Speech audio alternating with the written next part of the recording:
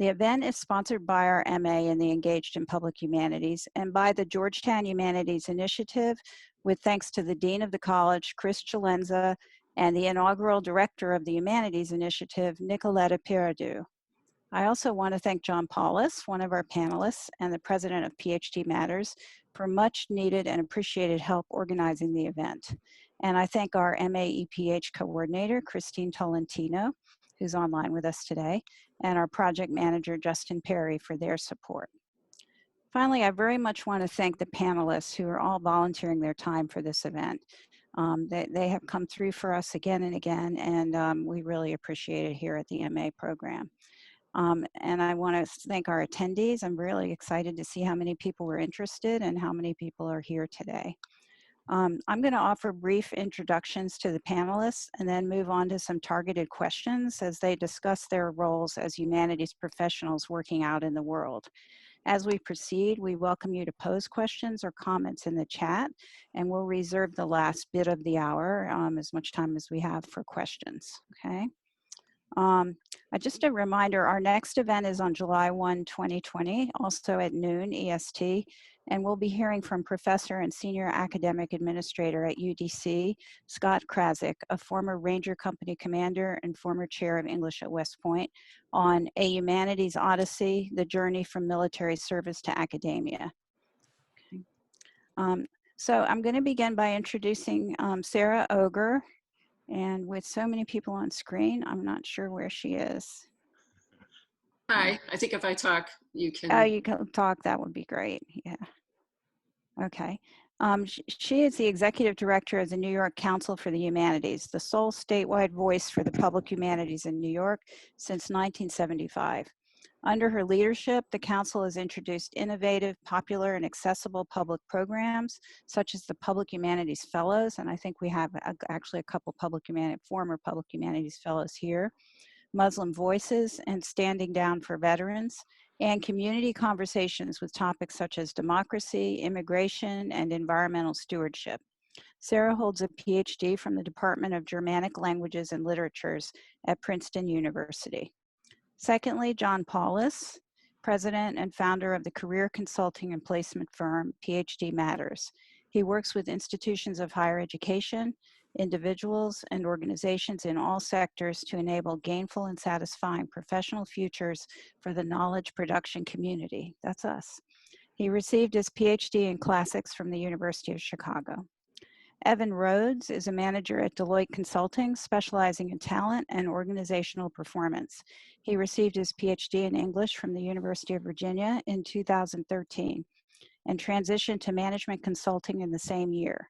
He runs teams that help organizations solve complex problems using many of the skills he learned as a graduate student in the humanities. Thang Dao-Shah is Director of Equity and Wellness at the Zuckerberg San Francisco General Hospital, where she is responsible for initiatives to eliminate disparities across health outcomes, care experience, and workforce development.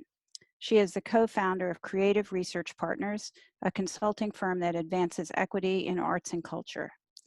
Ayn received a PhD in American Studies and Ethnic Studies from the University of Southern California. And Patricia Soler is an IT specialist in the Real Estate Assessment Center at the U.S. Department of Housing and Urban Development. She is the product owner for one of the modules of an IT modernization project that uses a pure agile methodology. We can all use pure agile methodologies, I know, with a federal development team. She received her PhD from Georgetown in Spanish and Portuguese. I'm going to begin by asking each of the panelists to say a few words about their career trajectory, their education, and also what led them to a career outside of academia.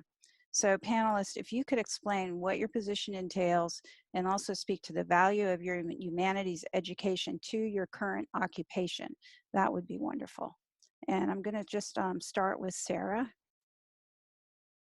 All right, thank you. So I think I'm lucky to have humanities in the name of the organization that I run. It's kind of a rare thing to fetch up in, I think, but my experiences running an organization would probably apply to a lot of what the the skills that you're gathering now and the way that the humanities actually prepare you. So it's a great preparation. I mean, you don't always see it or see how it's affecting what you're doing. But for example, I report to a board of directors of 19 to 21 people, depending on how we're doing at that time with appointments. So managing a group is a little bit like being the one on deck at a graduate seminar or a high-level class that you're teaching even.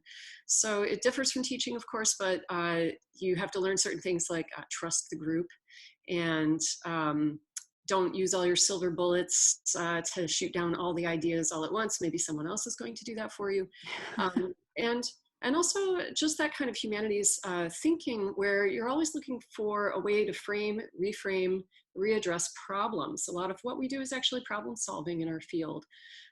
So if you are up against somebody ad hominem, there's always a way to diffuse that using humanities methods. I guess I have a German philosophy and literature background, so I suppose gradually it came a little clearer to me that Hegel and Nietzsche were informing my work, even though I thought I had left them far behind.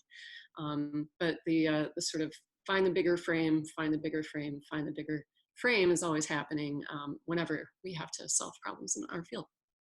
So I'll stop there for now.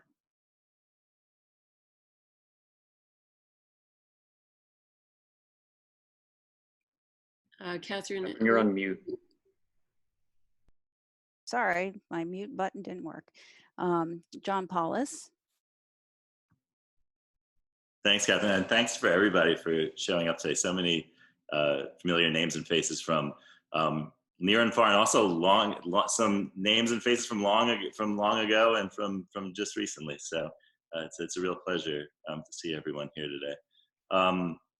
So for me, the way that the humanities informs my work is that I see the humanities as being focused on really the individual, anecdotal, outlier, everything that's not aggregate, generalizable.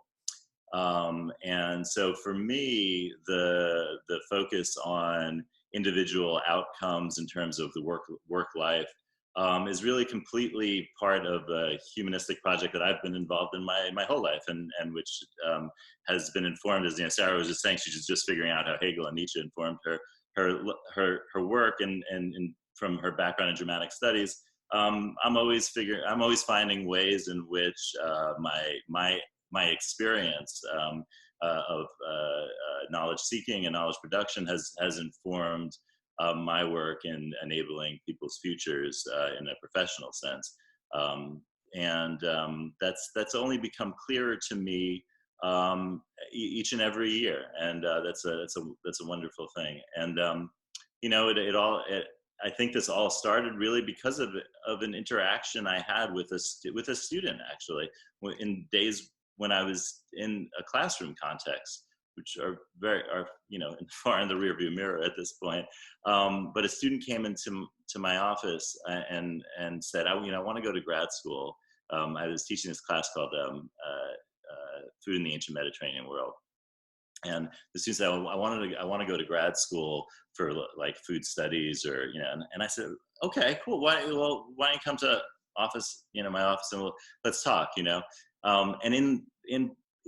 during that conversation, I realized that he didn't need to go to grad school. He needed to go to the Culinary Institute of America, and he needed to pursue work in food in a different way from the kind of academic knowledge production version of that work. Others pointed out as I told that story to others, at a family dinner shortly after that, others realized that they pointed out to me and said, it seems like this is something that you really had an impact on that student in a way. And they say, when you're talking about this, you're glowing. Like, it's like, you need to do this, you need to do this in your life.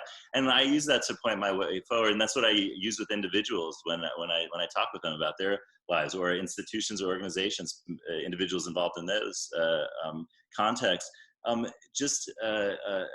you see people have that moment of discovery. For me, that's really what's at the heart of my humanistic practice. Okay, thank you for that. Evan, you graduated with your PhD from my PhD granting institution, but I never would have thought that would have prepared me for management consulting. So could you just take us through your journey? Yes, it wasn't a thought that had occurred to me initially either. But I'm a management consultant. I work with Deloitte. And in some ways, it's very far afield. I can't say that my degree was in modernist literature. I don't spend much time thinking about modernist literature these days. So from a subject matter perspective, very far afield. But the kind of skills and the kind of the lessons I think that you learn in humanistic study are really the basis for what I do. So my job is to run teams that solve kind of intractable problems that organizations have that they can't solve themselves, right? So one organization that I work with, and I can't really say names because of non-disclosure agreements, but they've admitted to us, for the past 30 years, we've been identifying and promoting the wrong people to be in charge. And it's led to kind of a deep and kind of a deeply toxic culture across the organization. Help us fix that. Come in and tell us, like, what are we doing wrong? How should we be looking at the next generation of leaders? Who should we be selecting? How do we put together an organization that kind of functions culturally in the way we know we need to? And so, in order to tackle problems of that kind of magnitude, I think the skills of a PhD in the humanities directly apply. The first thing is you have to kind of have a deep attention and ability to listen, right? You have to be able to understand and pay attention to a text, and whether that text is a book or a piece of media or a person or an organization, kind of reading it not just for what's coming at you, but kind of for the systems and assumptions and underpinnings that make that a text that's in front of you in the way that it is, and be able to do that quickly with confidence, and to ultimately kind of absorb that large body of knowledge and distill it down into kind of key points and key recommendations and insights for a client that they would not have otherwise come up with. And so in some ways, for me, it reminds me a lot of kind of applying the skills that you learn as a good reader to the methodology of doing, a dissertation or a term paper for a graduate class, where your job is to kind of come in, digest an immense body of knowledge very, very quickly, and then say something back to people who are far more expert in that thing than you are, that are persuasive, convincing, that move a conversation forward. And I think that kind of one of the crucial differences in the consulting world is actually gets to like tangible outcomes that you then have to go implement for them and measure the results and kind of put your money where your mouth and says, actually, like, it's not just that I thought this, it's that this was right and I can prove it to you. But for me, it's a very similar skill set. And I think one of the things that I've seen in coming into consulting is that there's a lot of people who grow up in consulting who are really good at PowerPoint and Excel, and they know how to kind of make decks and work in a team, but they lack this kind of dimension of critical thought and analysis that you build in getting a PhD in humanities or getting a graduate degree in humanities. And that has served me really well in my career, as in some ways it's a differentiated skill set across a lot of the projects that I've been on. So. No, that's so helpful. And just because I know that many of the students here are really interested in this, could you talk a little bit about how you made this decision and moved from the PhD into the field? Yeah, in some ways, I mean, it's a very personal answer, so I don't know how much it applies universally. I mean, for me, I think there's a growing realization as I went through my graduate career that what I really liked was the research. What I really liked was was going through the research. I loved being holed up in the library and not talking to anybody for 10 hours. What I didn't love was the teaching. And I didn't love, and my wife is a professor. So, we met kind of in the latter stages of my graduate career. And honestly, like, going home and, at the end of the day and going around the dinner table and hearing her kind of enthusiasm for teaching and enthusiasm for all of the things that are actually your job as a professor made me think, maybe this is like, even if I ended up in an R1, maybe not kind of all of the other things that I really want to are really going to fuel me across the course of my career. So for me, there just became this kind of dissonance there with like, what is your job in graduate school versus what is your job actually going to be when you are a professor? Mm-hmm. And was that really the right choice for me? Mm-hmm. But kind of equal to that, I would say, is just kind of the more practical realities. The market sucks. Yeah, I went on the job market for a couple of years and I got close, right? And I got, I was runner-up for a couple of things that had I gotten them, really would have made my academic career. And kind of would have put me on a path that would have been hard to get off of. But I didn't get them. And the market was extremely competitive. And I just thought, like, I went on the market for a couple of years. And when it came time to go on for a third year, I just thought, this isn't worth it. Like, if I don't really want this thing and I could see myself doing something else, Mm-hmm. why am I killing myself to do this? And so I left and I kind of pursued the path that I'm on now. And I guess one of everyone's pathway is different, right? I mean, then that's one of the issues that I think students face when they decide not to go on in the academy, but to seek these, diverse job opportunities. So how did you carve out management consulting from what, the array of opportunities that might have been out there?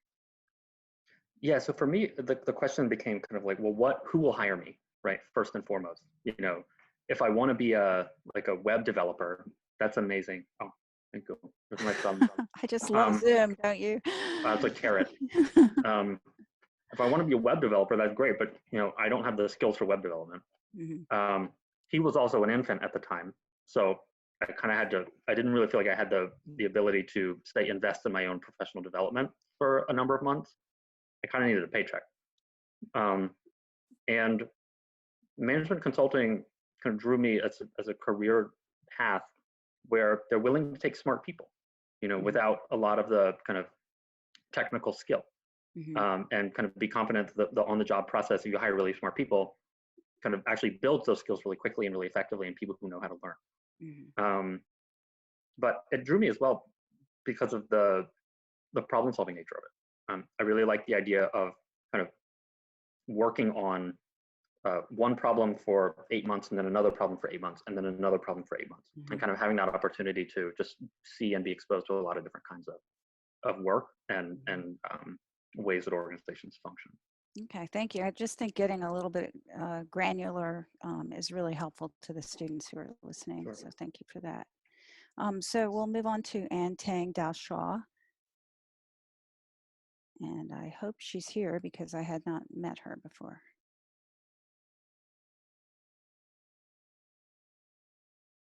Maybe not. Okay. Okay, in that case, we will move on to Patricia Solar. Great. Hi, everybody. So right now, my position is an IT specialist at the U.S. Department of Housing and Urban Development. So it is a cabinet level agency, and I do work here in D.C. And I work within the Office of Public and Indian Housing. And in addition to being an IT specialist, I'm also an IT policy planner. And I will say that I did not seek out IT, given the absurdity of the thought. Maybe even like 4 years ago, like I couldn't imagine a pivot from humanities to IT, and yet they sought me out. I was recruited from within my own agency for the role that I currently have.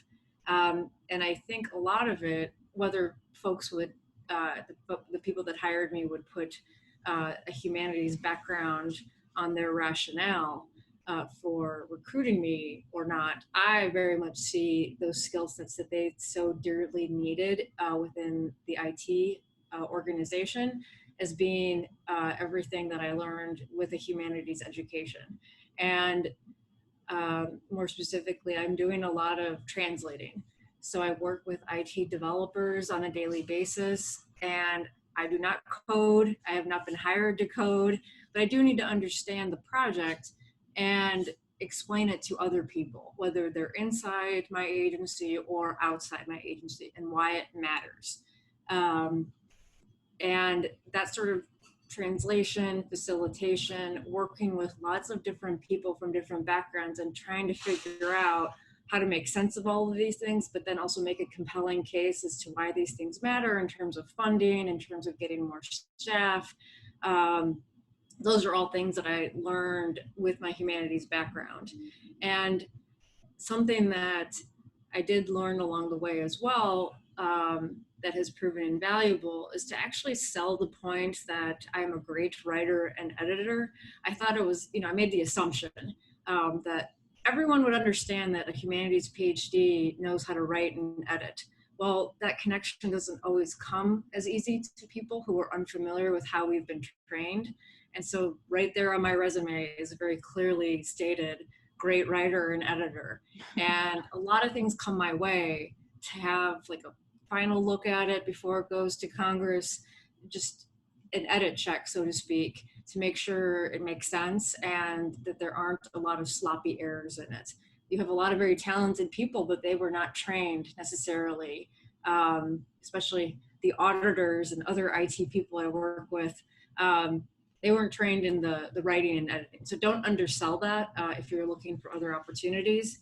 And also the humanities, I think I'm able to be so convincing in a lot of these different meetings and engaging with other people because I can always tie it back to the mission, which is the tenants at the end of the day of affordable housing, whether they be in public housing or the federally recognized tribes, which HUD also subsidizes some of the housing on tribal land.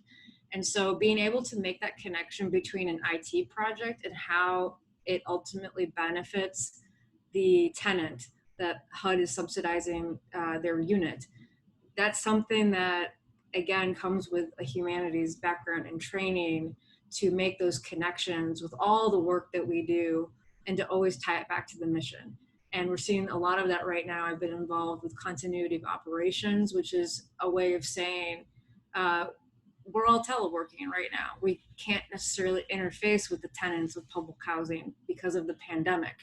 And so it's very, very creative and a lot of critical thinking involved for a scenario that is not in any of our manuals, trying to figure out how do we best serve these tenants who are extremely vulnerable population and at risk, but then also we're all teleworking right now at the moment. So it's something brand new for a lot of us. And there's a lot of, you got to think outside the box on so many different things. And that is right up my alley.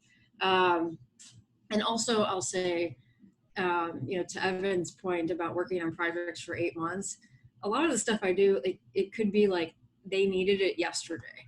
And I love doing that, but then I also love the long-term projects. And for that reason, I would say that PhD candidates and those who have finished their degree program are very well suited for public service because there's a lot of both.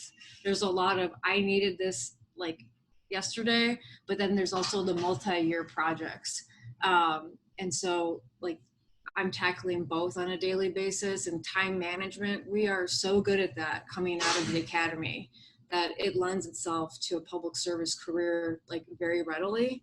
And one thing I'll say before I stop is that there's a lot of jobs on USA Jobs right now. Federal agencies are hiring.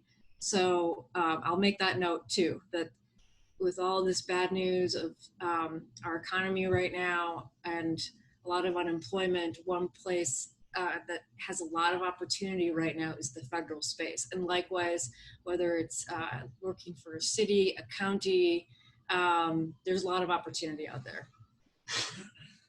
Well, I think some of what you said about trying to reach your stakeholders, basically, despite the pandemic, is an issue that people are confronting across the public humanities, right? So we're pretty good using Zoom and digital means to reach elite audiences. But once you drop beneath that level of elitism where people all have access to great bandwidth and they all have their laptops and their phones and everything, and you try to reach people who don't have all of those advantages, they're having a lot of issues. So maybe we can move on to the sort of the second question, the second round of questions, and that was more specifically about the pandemic and the additional events surrounding George Floyd and the resulting protests. And I'm just I've been thinking very hard about this myself, of course, in my role as the MA director and some of the outreach that I do. But I wondered how these events were all impacting your own work and your own, if not your exact, work habits in terms of being on Zoom or whatever, but your own way of constructing your ideas about what your work is, what the meaning of that work is. What is the role of those with humanistic training of us during times of crisis, I guess would be the question. How does crisis impact our work? So maybe we'll go back to Sara to start us on that. Okay, well, I did have to jump off a meeting for this one that was about our crisis grant making at Humanities New York. We're actually a recipient of NEH's CARES Act funding and we had to invent an emergency grant making program in a 3-week period over Zoom with our staff members working from home and our board members scattered around the state and in their second homes. So we see that directly. As an organization, as humanities people, we tend to actually take sort of a longer view. We want to read up, study. It actually takes a little retraining to be on the spot that way. But we had done this with hurricane grant making in the past and things like that. So by having studied so extensively the field and equity in grant making and something called Project Streamline by the Pew, funded by the Pew charitable trusts, we were ready to do emergency grant making in 2010 already. So some of that is humanities readiness. If you've studied or if you know who has who has all the issues down pat. My staff studies anti-racism, and we've presented a lot of programs that happen to prepare us a long time ago, actually, for sort of the coming protest movement. So we were ready there. Our board was a little less ready. I have to say that was more of a staff readiness there. But in both, there is a humanities through line that is so strong and so important. The pandemic of after World War I of 1918, the Spanish flu, would have been forgotten forever if it hadn't been for historians who much after the fact reminded everybody what actually happened there. And similarly, almost all of the anti-racist writers are humanities professors and trained in their subjects, and they've been on all panels at all of our universities, and we know who they are. So the resources are there, and the moment is ripe for the humanities. I think what will become important is if the world realizes that, and that academic departments aren't targeted after these crises right when the humanities are exactly what we need to face these crises. Thank you for that. John, would you like to comment? Yeah, I would. Yeah. I mean, there are two words that I've just been thinking about this whole time, and they're essential and uplift. And I think those are the two things that we need to be focused on in the humanities, because in my view, the humanities, when we think of it as when we're thinking, how can the humanities be essential? I don't mean like make a case for like generally or globally like why the humanities are important. I don't. In my view, that is that's a tough way to go, because we're not going to agree on it just because humanities is so, in my view, individualized. But what I'd like to focus on what I do focus on is how the humanities are essential in each of our lives individually, and finding that and getting in touch with that will then lead to the next step, which is the uplift and the flourishing. Because I think that's another thing that in the humanities, especially coming out of our academic view of the humanities, the idea that the humanities and uplift go hand in hand is just absurd right now, right? I mean, in terms of in the academic view, in STEM fields, right? I mean, they do go hand in hand. I've seen plenty of instances. I'm thinking about in Oakland and in Berkeley, California, where we used to live. Groups of young people involved in STEM activities as a way to get out of situations that they need to get out of, in a way to empower themselves as a group and as a community and as individuals. And until we can say that about the humanities, we haven't reached the promised land. And so I think it's for me, those are the two things, like in terms of what I'm keeping my eyes on right now is how can we make the humanities, each person, as we're doing today on this call, express how the humanities are essential in their lives, right? And no one needs to say that it's essential in the same way in other people's lives, because it's not. And then how we can constantly focus with the, talking about what Sara was talking about on the state humanities councils. I see that all the time, just the kind of uplift that the humanities are capable of. I see that here in Pennsylvania, obviously in New York with Sara's council. It's just incredible to see when communities are involved with public humanities organizations, then amazing things happen, and you see it again and again in that context, and those are real good flagships for the humanities uplift that I'm talking about. Okay, well, thank you for that. Evan?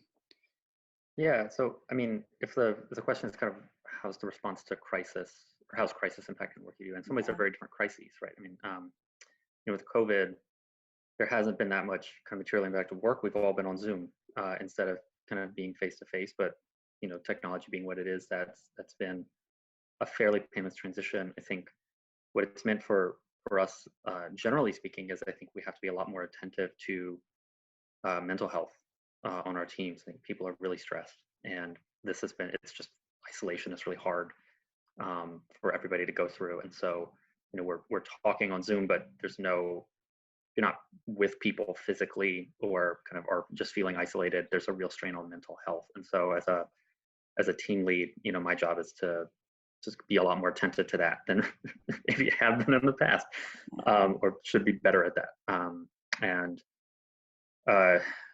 But in terms of the kind of urgent call to action against systemic racism in light of George Floyd's death, that's in some ways a much harder question. I think at Deloitte we've always donated and contributed money to social justice causes. We've tripled those investments kind of as a firm. As a team lead, I think that you're always trying to have a commitment to making sure you have diverse teams, and that your teams are represented by people of all walks of life and all different backgrounds. But I think there's always I think just now a focus to do that better, and to always be open to listening in order to do that better. But it has impacted our work. I mean, one of my clients came to me last week and said, we'd like to understand where we have bias in our talent processes now. Mm-hmm. And they've never asked that to me before, but they said, come in and do an audit for us of everything that we do, from how we hire people, to how we develop them, to how we reward them, to how we retain them, to how we assess them, and tell us, where do you see bias, and where do you see us perpetuating a system of injustice in the way that we treat people? And so, in some ways, it's a real reckoning, I think, for everyone, right? But it's also something that I see my clients reckoning with as well, and feel fortunate that I have the opportunity to help them kind of look at that more closely and in a way that affects positive change. So that just really amazes me and sort of puts me in awe of Deloitte, right? And of the work that you're kind of doing, because I hadn't expected to hear that from a business context necessarily. And it seems like a perfect match with your humanities skills and the kind of humanities context that you were trained in. So the sort of reading skills you talked about, but also skills in thinking about bias in terms of, how does bias look? How does bias appear in a corporate setting? Do you find that the humanities training you had helps you with that? Oh, certainly. Yeah. I mean, if you kind of look at kind of the training in Western philosophy post-Nietzsche, right, or kind of started with Foucault, like if you're attuned to how systems of power work and you've done the deep reading on that, I think that for me, that is the foundation of kind of how we're looking at it, is kind of just getting organizations to kind of come around to thinking about structures of power and kind of how those exist in processes and policies that they've considered sacrosanct for years is the first step. So yeah, it's very much linked to, I think, a certain kind of academic training, but one that I think in the humanities we possess. So. Mm-hmm. No, that's really interesting. It's the crisis has given us a wedge into kinds of change that we might not have contemplated even a few weeks ago. Yeah. So Patricia, you want to address this question? Sure. So in the first part of the question regarding responding to crisis, my agency is all mandatory telework at the moment. So that's really been, like, at least for the employees, what's going on. And we've been provided laptops, and I think just sorting out the day-to-day of, I feel like there are more meetings now that since I don't have to account for time to walk to different conference rooms, I can just hop on another Microsoft Teams meeting or Zoom. There's just an influx of different meetings, but there's also a lot going on. So one of the things that, like, at least in my day-to-day, that I have to strike that balance, but then also not irritate people, is that industry, so the public housing authorities that we work with want a lot of waivers or extensions on things. And then me coming from the IT perspective, our systems are so old, like so old in the federal space. They're like 20 years old. Like, the policy folks might want to put a waiver and it's all well-intentioned. Okay, sure, you don't have to submit that form for another year. But like, the IT system doesn't allow you to do that. So I have to come back and be like, well, it's not possible on a technical level. And then how do we, come to some sort of consensus on those conversations? Our technology does not meet our critical thinking at the moment, and trying to do something better. And so that's where I'm coming in those conversations, to kind of say, no, you can't have that, but let's try to figure out a way in which you can get it that also safeguards all this PII, so personally identifiable information. Like, we don't want mail, and we don't want encrypted email either on these topics. And I will say, on the events of recent weeks, to sort of pivot to the second part of the question, I was very, very impressed. Our Assistant Secretary for Public and Indian Housing, who is a political appointee, had an all-staff call. So my office is about 1,200 people within HUD, and they're in every time zone. So we have staff in Honolulu, we have staff in Puerto Rico, and they all called in, and it was basically an open forum. That wasn't what the agenda initially stated. It was like updates on telework and all that, but instead he made a few poignant comments about George Floyd, and then opened it up to staff. And anyone who wanted to say anything, if it was either on the line, or they could send a chat message or send a comment anonymously through another means of sending electronic communication. And I think people were really just moved by that they were allowed that voice, especially in the federal government. We're not really always known for those situations where we have thought outside the box, or even acknowledging current events. I work with a lot of people, they zone out the news because our day-to-day is so much of the news, that I think people found it very, very welcoming and refreshing to have an opportunity to speak aloud. And staff likewise asked for training, more training on this topic. And also what I found very interesting was, are there certain words that we're not supposed to be using in a workplace that we shouldn't use anymore? What are the proper, what's the language that we should be using? Can we be better about the words we use? And that person didn't give a specific example, but I think that was the concern, especially from some of the older staff, was are we outdated on things and we don't even know it? And can someone help us facilitate on what we may be outdated on in terms of the words we use to describe certain things? And that was incredibly powerful. And the upper leadership did not have an immediate response to that, because I don't think it was very specific, the question, but I think the intent was very meaningful. I will say too that the conversation's ongoing. So I take inspiration from the fact that it's not going to be a one-time thing. It's going to be a series of conversations like this. So again, I find all these things very encouraging from the federal level, at least where I sit. Oh, thank you. Thank you for that. So let me open it up to questions. We have a number of people here. It's a little, I wonder if people wanted to put questions into the chat or simply raise your hand in the Zoom manner and ask a question. It's a little hard for me to navigate among 70 screens.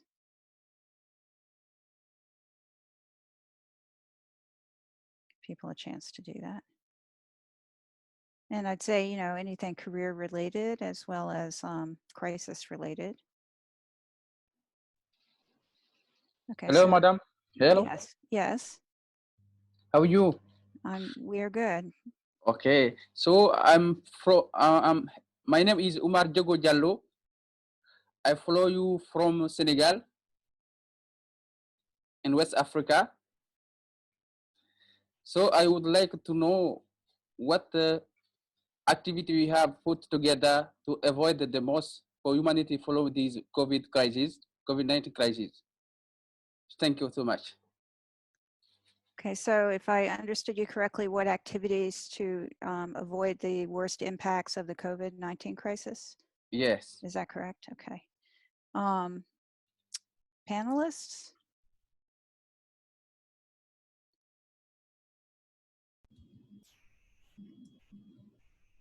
Maybe. Okay. Our solution has been mandatory telework. Okay, so mandatory, I mean, it's a hard question because I don't think any one individual really thinks that they have the ability to forestall the worst possible impacts of the COVID-19 crisis, right? But on the other hand, we're all doing things to try to bring people together despite the crisis. One thought I had even before you asked that great question was the impact of Zoom meetings and Zoom communication on our feelings of intimacy and closeness with others, right? And I have had faculty tell me they actually feel greater closeness with their students using Zoom than they have in large classrooms where maybe they really never get to know the students because there are 30 or 40 students in the classroom. Whereas on Zoom, they're moving from, you know, one-on-one conversations to small group conversations to larger group conversations. So maybe some of the panelists might be able to address that. How has this impacted your sort of your relationships with others in a way that at least brings us together around the pandemic rather than putting us at each other's throats?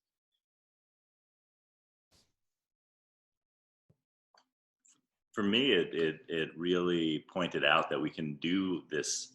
We could do the humanities at a distance together, and that's something that I think that I'm looking at going forward. I mean, certainly in the work that I do, you know, I've been doing all sorts of different forms of workshops online.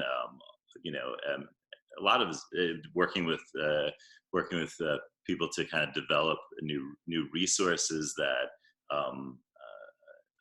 Take advantage of the fact that we've had to turn to technology, which is in order to do the various jobs that we do, and so that's certainly something that I think has to be reckoned with by the humanities.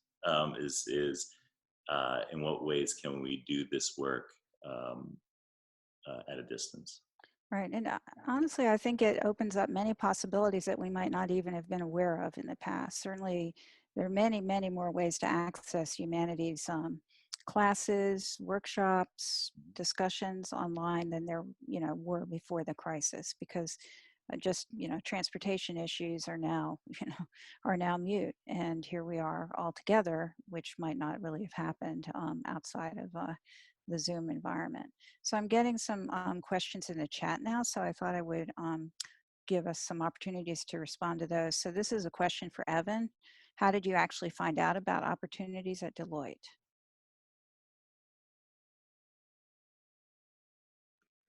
Yeah, it's a really good question.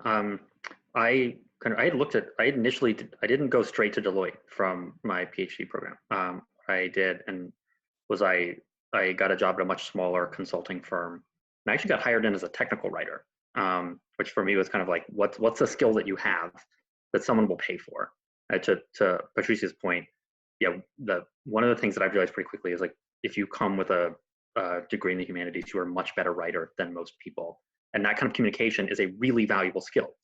It's not something generally that someone's going to hire you solely for, but it is something that when you get into the workplace becomes a differentiator amongst your peers. However, a technical writer, they will pay you to do that, right? So I got a job as a technical writer.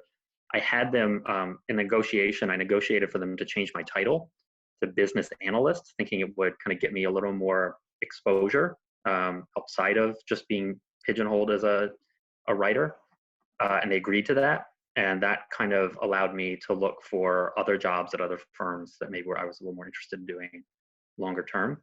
And ultimately, that's how I came to Deloitte, as I kind of worked through. I got a little bit of a footing in consulting, developed kind of enough skill and it's a little bit of name recognition, enough to kind of be able to go to Deloitte and say, hey, I think I would be a good fit here. Here's what I can bring to the table. So I applied through connections and a network where I knew somebody who was a partner at Deloitte, and kind of the telephone tree got me a meeting with him, and he referred me into the firm, and that's how I was hired.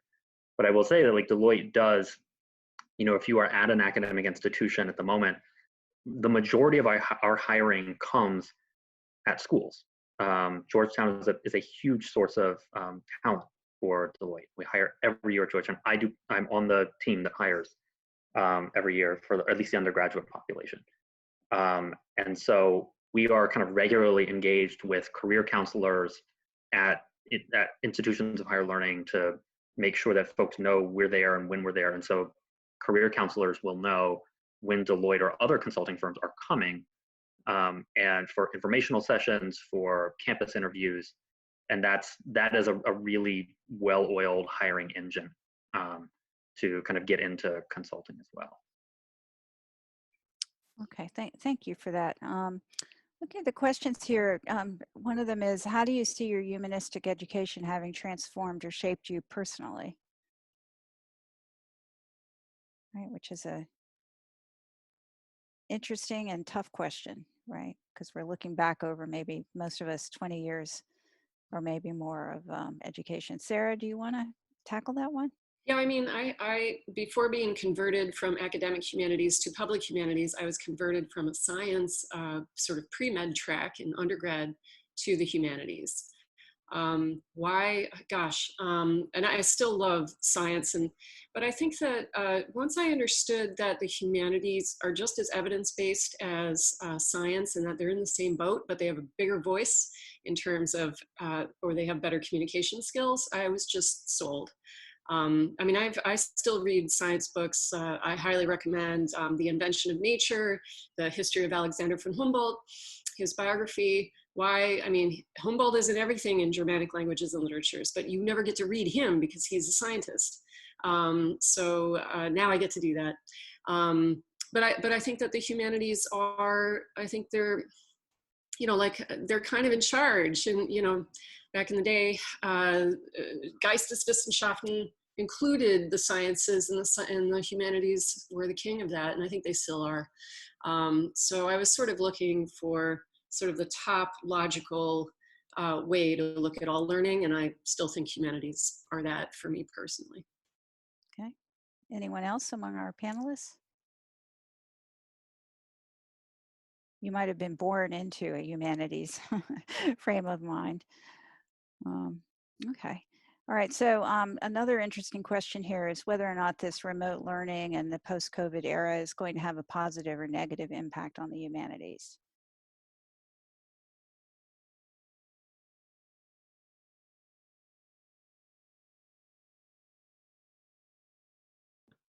Can I jump in to say I think that it is going to have an extremely positive impact on the humanities, because we're going to do more things like this, where we try to discuss, each one of us, what we can do as humanists to make this a better place. And I think that that's the crucial thing we've needed to address in the humanities, and now the call for it is inevitable. So. Anyone else want to weigh in on that? It does seem to be that, when we hear that Dr. Fauci, for instance, has a humanities background, we're not terribly surprised by that, right? that the humanities has something to offer, and when science and social sciences don't really have answers to the problems we have, sometimes the humanities has maybe not some answers, but some different ways of thinking about things. So we have a couple of more, well, there's an interesting question here about leadership. I've been thinking about humanities in relation to leadership. Can you discuss the ways in which the humanities have been or could be integrated into leadership training development in your respective fields? And it, you know, I think both Evan and John may approach that. Sara, perhaps, Patricia? Yeah, I mean, what I can say is, you know, in many ways it is. I think, you know, from everything as simple as, you know, when organizations are kind of training their leaders, there's always a book, right? Just kind of at a very practical level.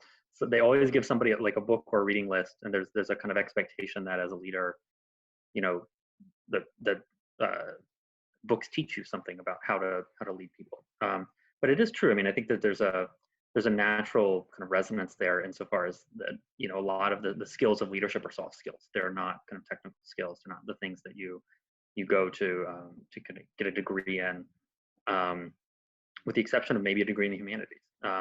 I think there, but I want to be wary of the kind of the easy crossover there. I think that there's a lot of kind of roadblocks to that. I think so much of what leadership training is about is teaching you about yourself and your relationship to the world. And so kind of when you think about, say, kind of the more kind of theoretical or kind of the legacy of critical theory in literature and literary studies, that's something that I don't think really attains, you're not, you know, that's a discipline of thought, right, that you're learning. But I think that kind of, that fundamental question of like, who am I and what do I know about myself in order to kind of better engage with the world around me, and in case of leadership, to be able to lead teams effectively, and make sure that people are all acting on a common vision and in a common direction, very much attains. I think and so I think that there's a lot of crossover there naturally. Okay.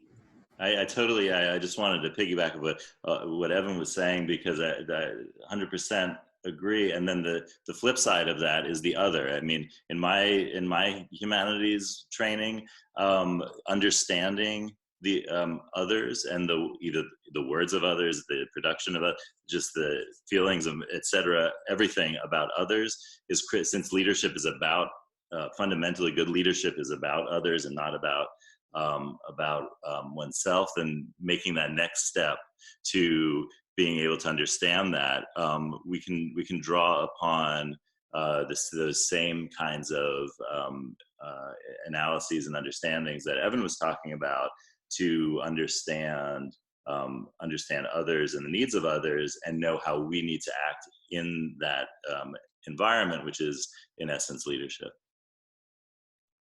So it's interesting. I think that implicitly, a lot of you have already answered this question, but maybe a bit more explicit answer might be appreciated. And the question is, for those of you in careers a bit further afield, how are the humanities a part of your life now? Right? And in many ways, what you've spoken about is the way the humanities training you have is influencing you almost every day in everything that you do. But could you address that a little bit more specifically? One thing that I'll add just quickly is, as someone who is pretty far afield, is it's the source of pleasure. I read for pleasure now, which is fantastic. I never got to do that in graduate school, and I do not miss that feeling of reading with the voice in the back of your head saying, okay, now when we close the book this afternoon, we're going to have something smart to say about this in class. And I get to read for pleasure, and so that's the way that it's a part of my life, and has been kind of one of the unexpected pleasures of kind of pursuing a non-traditional degree, is I've gotten that back. And one thing that I'll add is, I think a lot of the joy I get right now in my work in the federal space is interacting with the people who are served by my agency. So, I mean, I got to go 2 years ago to the tundra in Alaska and meet with tribes in person. and talk about some of the IT solutions that we were implementing and getting their feedback. And like the joy of having the opportunity to interact with somebody who, like, many steps down the way, as a result of the work product I'm doing, will one day see the benefit, hopefully, of that work product. And then likewise with HUD tenants nationwide, being able to meet them and talk to them. I mean, that's not my day to day, but I've had that opportunity quite a bit.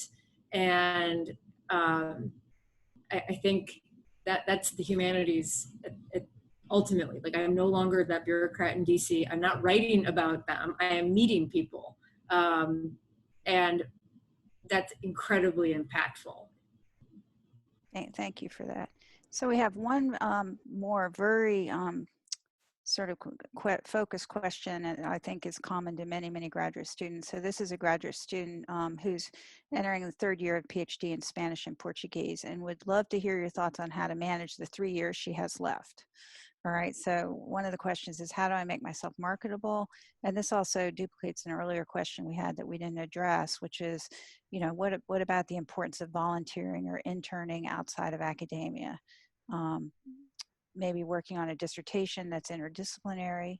I mean, if you had to give a final tip to the graduate students in the audience, what would it be?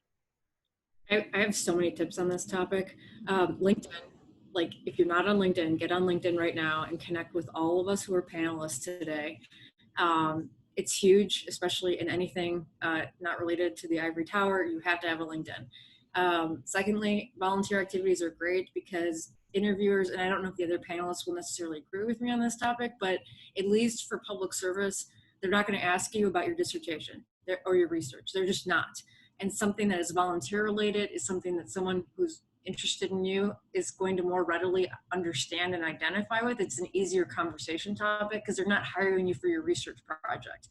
And then also when informational interviews, as many as you can, because if you're listening to us here today, we're using different words like to describe what we do. The more informational interviews you have, you can start picking up on the rhetoric. How do we describe our jobs? And that language, that business acumen was something I was sorely missing when I made that transition to like outside of academia. I didn't know what deliverable or task meant. None of these words made sense to me. But if, as much as you can, sort of try to understand the language and the words that are commonly used in a career that you're interested in can be tremendously helpful. And likewise, practicing talking about what you do to anybody that is not another academic. So anyway, those are just like 4 off the top of my head, but it's helpful to start explaining things to an audience that is not academic. So we only have 1 minute left, and I think I'd like to just use the 30 seconds or whatever just to say, we generally in June have a certificate program for graduate students that really dives into all of the issues that we've talked about today. So if you're interested in that, take a look at publichumanities.georgetown.edu. And you actually will see some of these same people the next time we run the certificate program, probably, I hope. So I want to thank our panelists for their time and their energy and their optimism and their ideas. And if we could all just give them a hand, either virtual or, you know, I think that would be great. Feel free to connect with me on LinkedIn if anybody has any additional questions. I'm always happy to talk more. Right. Okay. And I think that is true for all of us and for me as well. So thank you, everyone. Have a good rest of your day. And go read a book for pleasure. Thank you. Thanks, everyone. All right. Thank you.